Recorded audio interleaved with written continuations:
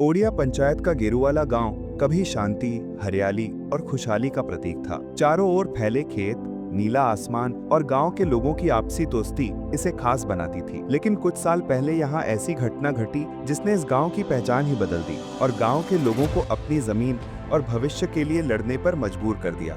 बदलाव की शुरुआत तब हुई जब बाहर से कुछ लोग गाँव में आए। वे बड़े व्यापारी थे और उन्होंने गांव के कुछ प्रभावशाली लोगों से बातचीत की। उनका प्रस्ताव था गांव के पास केसर खदान यानी कि क्रशर खोल दी जाए। उन्होंने मीठी बातें की, बड़े बड़े सपने दिखाए।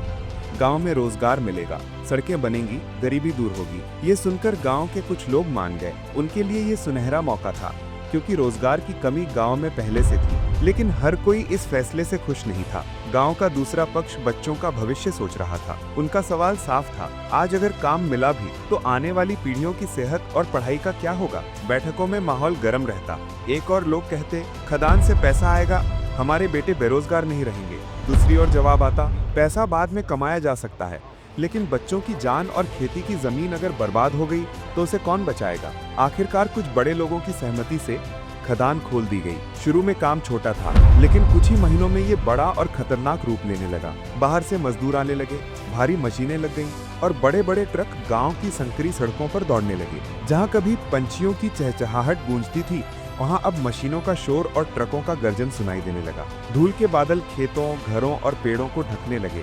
लोग खांसी और सांस की बीमारियों से जूझने लगे। खेतों की फसलें कम होने लगी। नहरों में गंदगी भरने लगी। गांव में पहले से ही कोई अस्पताल या अच्छा स्कूल नहीं था। स्कूल और अस्पताल दोनों ही 12 किलोमीटर दूर थे। बच्चों को पढ़ाई के लिए रोज इसी संकरे रास्ते से जाना पड़ता, जहां अब दिन रात भारी ट्रक गुजरते थे। जब कोई ट्रक आता तो छोटे छोटे बच्चे साइकिल रोककर किनारे खड़े हो जाते ताकि दुर्घटना से बच सके। गांव के लोग परेशान थे। उन्होंने कई बार मीटिंग की। कुछ लोग कहते, खदान से पैसा आएगा, सड़कें सुधरेंगी। दूसरी ओर लोग बच्चों की सुरक्षा और खेतों की बर्बादी का डर जताते। युवाओं ने ट्रकों की रफ्तार कम करने के लिए रास्ते पर मिट्टी डालने की कोशिश भी की, लेकिन असर ज्यादा दिन नहीं रहा। आखिरकार गांव के कुछ लोग पुलिस स्टेशन पहुंचे। उन्होंने शिकायत दर्ज कराई कि खदान से गांव का रास्ता खराब हो रहा है, लोग बीमार पड़ रहे हैं और बच्चों की जान खतरे में है। लेकिन पुलिस ने हाथ खड़े कर दिए। खदान का मालिक बहुत बड़ा और प्रभावशाली आदमी था।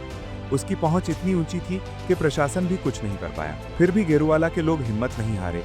गांव के नौजवानों ने ठान लिया कि वो इस लड़ाई को आखिर तक लड़ेंगे। उन्होंने आसपास के गांवों से समर्थन जुटाना शुरू किया, सोशल मीडिया पर खदान की समस्याओं को साझा किया और स्थानीय अधिकारियों से बार बार कार्रवाई की मांग करने लगे। धीरे धीरे गेरुवाला के संघर्ष की खबर दूर दूर तक फैलने लगी।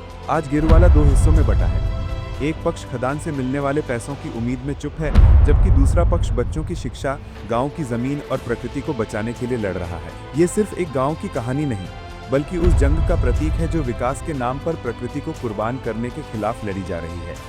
गेरुवाला के लोग साबित कर रहे हैं कि असली तरक्की पैसों से नहीं, बल्कि आने वाली पीढ़ियों के लिए साफ हवा, सुरक्षित जमीन और शांति जीवन बचाने से होती है।